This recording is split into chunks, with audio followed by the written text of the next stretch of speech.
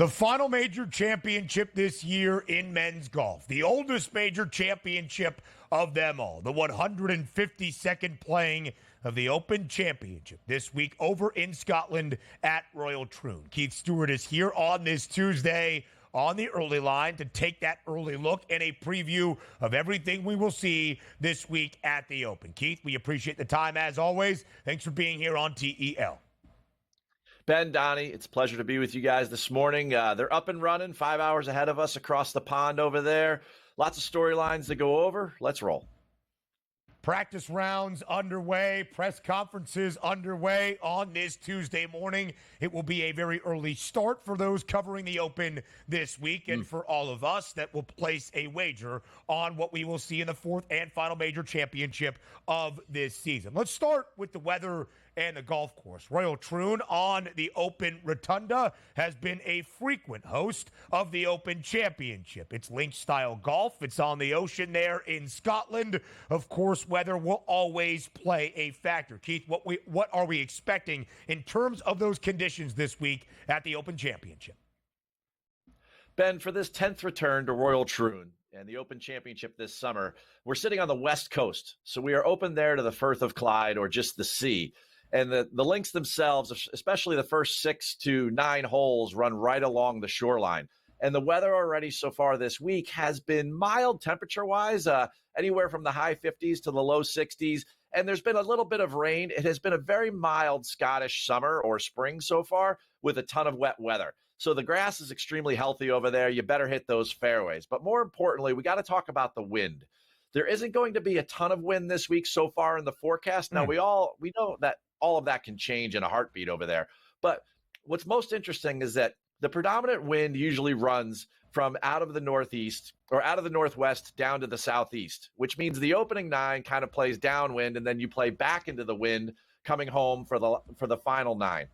What's interesting is that they're predicting wind coming out of the southwest, right off of the water, which means that almost all of these holes are going to play with a crosswind. It's going to be kind of wild. It's not what the guys would have expected if they played there in 2016, and it's definitely not, something that they're used to. There's just not a lot of landmarks to aim at when they go to hit. And with having all of these crosswinds and coming up with a game plan and then knowing that they need to adapt and adjust, it's definitely going to favor the top players and the elite guys at the top of the board. Keith, let's take a look at the top of the board here on the Open Championship here at the FanDuel Sportsbook. Scottie Scheffler plus 450 price. Next closest is Rory McIlroy at an 8-1 price. They're the only players currently right now with a 10-1 price or better. Schauffele, Morikawa, Oberg, and also DeChambeau. Looking at the top of that leaderboard, are we seeing things correctly? Should Scottie still be that heavy favorite here at the Open? Scottie should still be the heavy favorite based upon the resume that he's put together so far this year. And I'm a little afraid because of at Pinehurst, that T41 result might be a little bit motivating, more so than the rest of the guys want. We had a great week last week in Scotland, not having Scottie around and having those short odds. I know that he'll be in contention come Sunday, but you have to look at in 3 Open Championships, he has an 8th, a 21st, and a 23rd, right? So it hasn't been his best major championship so far in his career. And when you start to wind and the putting and the slower greens over there, those types of challenges, one thing that Scottie being the, super favorite in this field, I might lean a little bit more towards a guy that grew up in Northern Ireland. Top 10, minus 165 for Scottie Scheffler over at the Open Championship. It is in minus money at minus 165. You mentioned you might lean to another favorite that grew up in Northern Ireland. Is that Rory McIlroy? Second best price on the board at plus 750. Of course, the end of the U.S. Open, the disaster at Pinehurst that allowed Bryson DeChambeau to win the 2024 United States Open. We saw Rory return to professional and competitive golf last week at the Scottish Open, finished in the top 10. The last time he won a major championship was way back in 2014. He won 2, the PGA Championship and the Open Championship as the champion golfer of the year. There is always drama and narrative following around Rory McIlroy, Keith, at a major championship because it's been that decade-long drought. Might it be snapped this week at Royal Troon?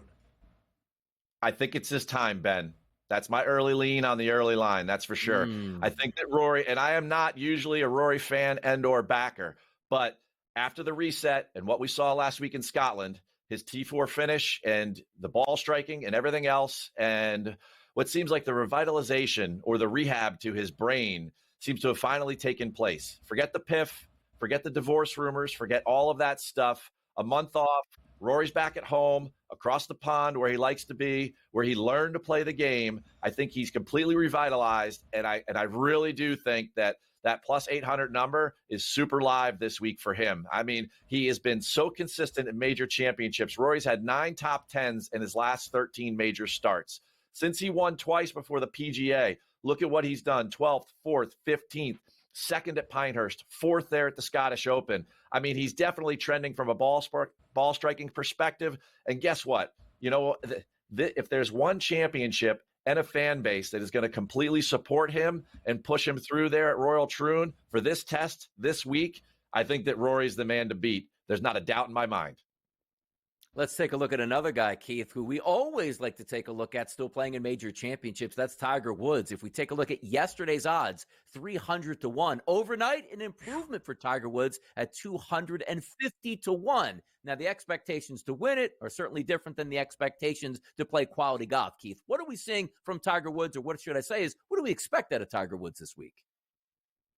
Well, there's one trend that doesn't look good, and that's his performance in majors so far this year. He only made the cut at the Masters, finished T60, miscut at the PGA, miscut at the U.S. Open. But one trend that I do like is that he continues to look more and more healthy. The practice rounds look really solid, and the weather, although it's damp and a little bit cool, it looks like his body is prepared and ready for this challenge. So I actually like Tiger to challenge the cut line, but that's probably about it, Donnie, for this year.